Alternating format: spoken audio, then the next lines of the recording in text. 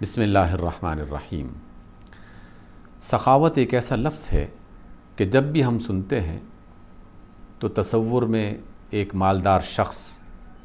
کہ جو کسی ضرورت مند کو یا محتاج کو اس کی ضرورت میں مدد کر رہا ہے وہ شخص ہمارے تصور میں آتا ہے، لیکن اصل سخاوت یہ نہیں ہے کہ آپ کے پاس بہت زیادہ مال ہے اور اس میں سے کچھ آپ کسی ضرورت مند کو دے رہے ہیں۔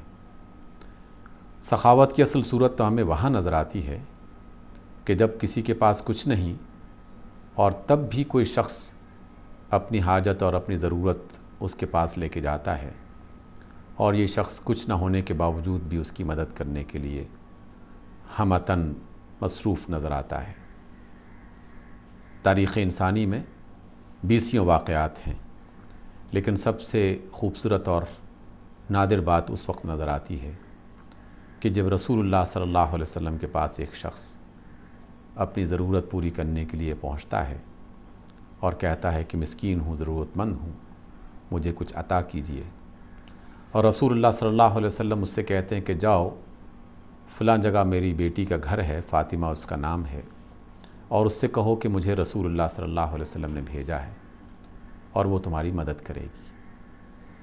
سائل جناب فاطمہ الزہرا کے گھر پہ دستک دیتا ہے اور اپنا مقصد بیان کرتا ہے۔ فاطمہ الزہرا پریشان ہو جاتی ہیں کہ گھر میں تو دینے کے لیے کچھ بھی نہیں ہے،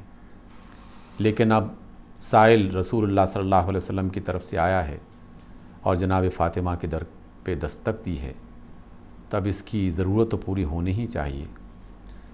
کچھ دیر سوچتی ہیں اور پھر اپنی چادر اسے پکڑا کے کہتی ہیں کہ جاؤ بازار میں فلاں یہودی کے پاس اور اس سے کہو کہ یہ رسول اللہ کی بیٹی فاطمہ کی چادر ہے، اسے اپنے پاس گروی رکھ لو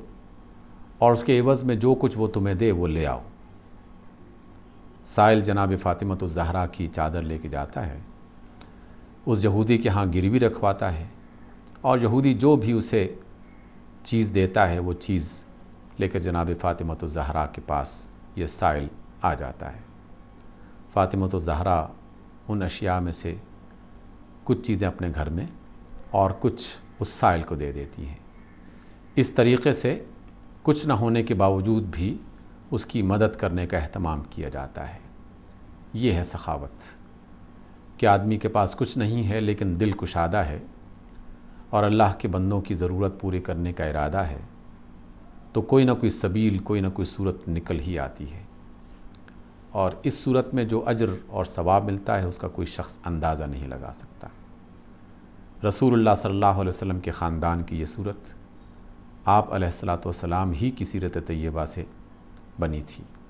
آپ کے پاس بھی جب بھی کوئی شخص گیا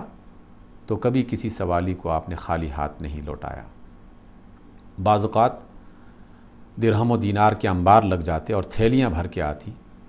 لیکن کچھ دیر کے بعد گھر میں ایک دمڑی بھی باقی نہ رہتی۔ رسول اللہ صلی اللہ علیہ وسلم کے پاس ایک بار بہت زیادہ مال و دولت آئی